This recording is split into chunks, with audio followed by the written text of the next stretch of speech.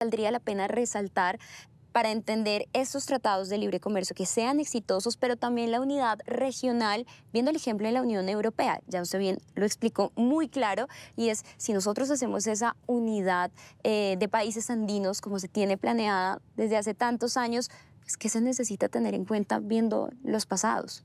Primera parte, el tratado con Estados Unidos en efecto es de libre comercio de dientes para afuera. Pero cuando uno va y mira la letra menuda, hay unas previsiones muy directas que protegen la industria americana, bueno, norteamericana, y perjudican mucho la nacional. Eso ya de entrada es complicado, especialmente porque Estados Unidos tiene una fama de no respetar los principios de la Organización Mundial del Comercio, donde hay un principio, valga la redundancia, que se llama el principio de la nación menos favorecida, que esos son de términos de intercambio, se llama eso, que es como la relación entre importaciones y exportaciones y los precios relativos de cada economía. Entonces, piensa que, por ejemplo, el año pasado estuve en Berlín. Mm, Allá, pues claramente al cambio, todo es un poco más caro, lo que sea, pero pensando en términos de poder adquisitivo, una cerveza vale más o menos 1 euro, un poquito más, un poquito menos, dependiendo de la cerveza. Al poder adquisitivo, eso sería como si nosotros tuviéramos una cerveza acá que valiera 1.000 pesos. Que no lo hay. No la hay. La había antes, cuando teníamos una cosa que se llamaba Monómeros de Colombia y Venezuela, de la cual vendimos una parte, ya la queremos volver a comprar, obligaron a los venezolanos también a vender eso y ahora es una empresa privada. Y toda esa producción era de agroquímicos que nos ayudaba para tener una mejor capacidad productiva y tener una mejor estructura de precios. Porque hay una economista que me gusta mucho que se llama Isabella Weber, que hace una descomposición de matriz insumo-producto. Eso es una cosa que también saca el DANE, pero nadie la usa.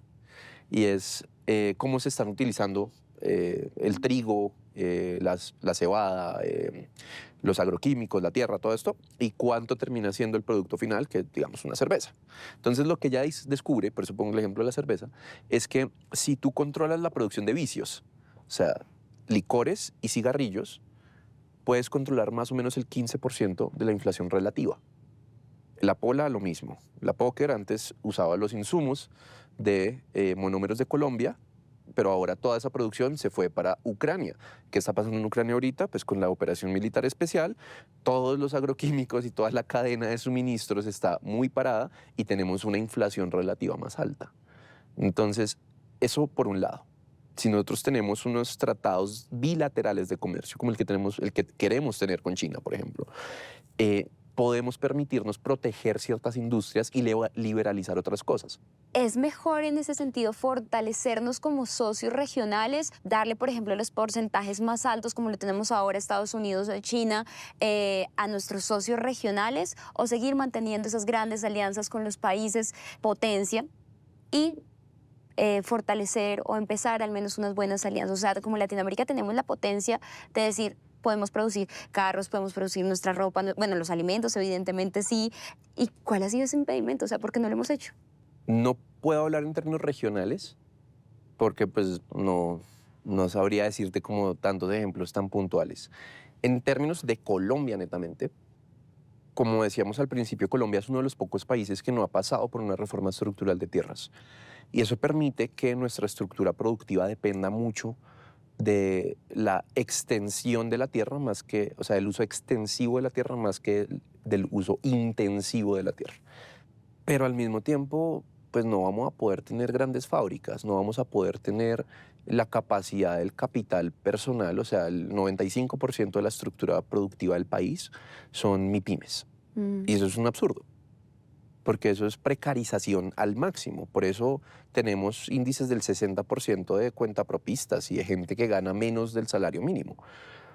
Para que un país se desarrolle necesita pasar por un periodo de gran industria, ya sea privada, ya sea pública, idealmente pública, que permita que estas ganancias del comercio se vean reflejadas en la capacidad de acumular capital, tanto monetario como físico, como simbólico, como cultural, en las personas. Colombia sigue siendo un país, a mí me encanta Colombia, pero sigue siendo un país terriblemente ignorante. Es un país terriblemente desigual. Creo que estamos solamente superados por Haití. Entonces, en ese orden de ideas, lo que tenemos que hacer es empezar a cambiar ese tipo de cosas que nos ponen unas trabas muy fuertes al desarrollo. Ya con un poco más de espacio de gabela, podemos empezar a pensar qué hacer.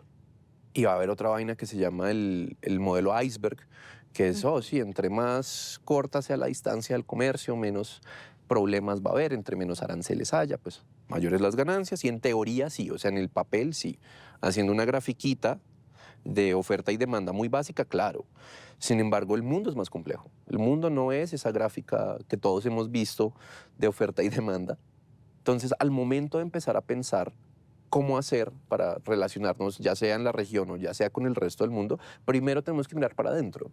Primero tenemos que desarrollar una economía nacional que tenga algo para vender, que no sean literalmente una mata de café, una vaca y un carbón coque, sino que sea algo un poco más elaborado, gasolina, carne madurada. Ya no solamente el corte o el corte empacado, sino madurada incluso. Mateo, le pedí que empezáramos esta entrevista con definir algo tan complejo como la economía de un continente en una palabra.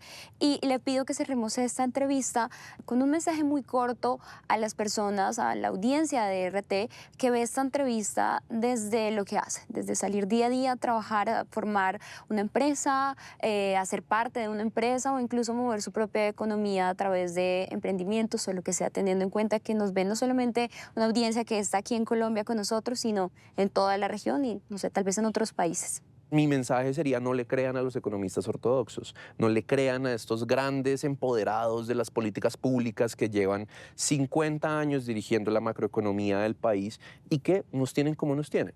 Empiecen a creerle al loquito que está ahí perdido en una facultad de economía que nadie conoce, diciendo idioteces seguramente. Bueno, Mateo, gracias por el tiempo, por venir hasta nuestra oficina y por explicarnos lo que es simple, pero parece que nosotros no nos preguntamos esas cosas sencillas. Gracias. Gracias a ti, Cami. Gracias a todos en RT. Un abrazo. Y a ustedes, gracias por sumarse a una entrevista más, a todo el equipo que está detrás de cámara y hace posible que llegue este contenido a ustedes. Los invito a seguir con toda la programación del canal o seguirnos en redes sociales.